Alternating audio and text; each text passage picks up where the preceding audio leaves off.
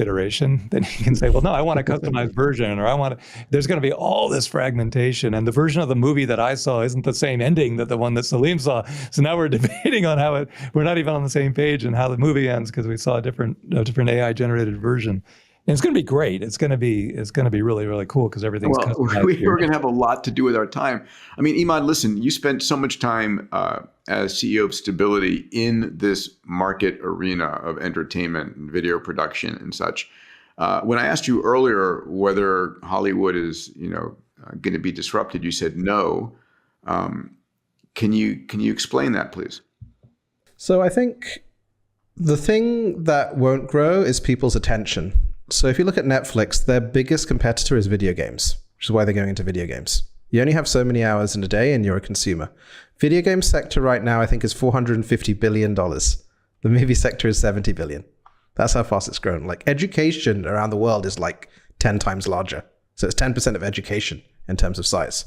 Mm-hmm. So if you think about that, then for Hollywood studios, this is great because the costs are coming down. And it's been a dramatic shift. To give you an idea, the first video models, Stable Video, I think, was pretty much the first. We released that in 2023. And now with VO3 from Google and others, you're pretty much at Hollywood level, close to it, but you need one more generation to get there. And the average Hollywood clip length is 2.5 seconds. It used to be 12 seconds. Now it's 2.5. And we can generate 8. And soon we'll be able to generate more.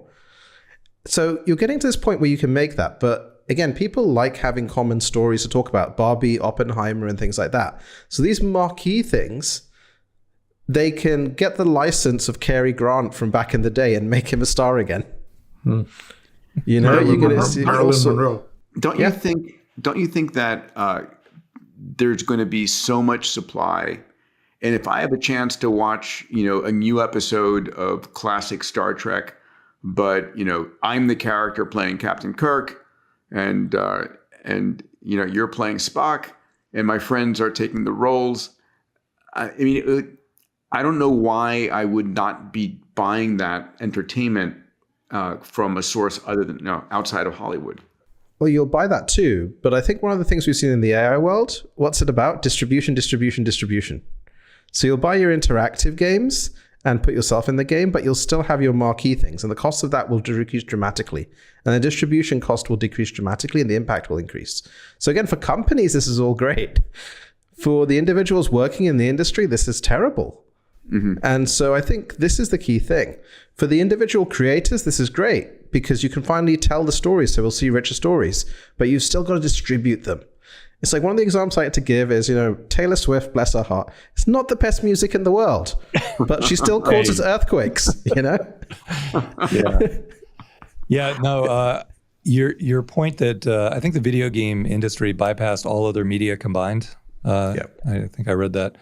And it's on a much faster growth trajectory as well. But I think the video games are far more compelling with AI components, AI players, AI voices that are talking directly to you. And so that interactive media is going to get even more accelerated by this trend. So whether you call it movies or video games or other, the media is going to change, right? It always does. So it may not fit exactly in those swim lanes, but it's clearly the interactive talk to me part is going to grow much, much faster than passive watching part. Yeah, I think it's the quality part and it's the feedback for you to find flow. So the movie industry's grown from like 50 billion to 60 billion in the last 10 years. Average IMDb score 6.3. Video game industry's like doubled inside, quadrupled. It was 170 billion. Now it's like 500 billion. Mm-hmm. The average score has gone from 69% on Metacritic to 74%. Games are good now. And you need to be good to compete.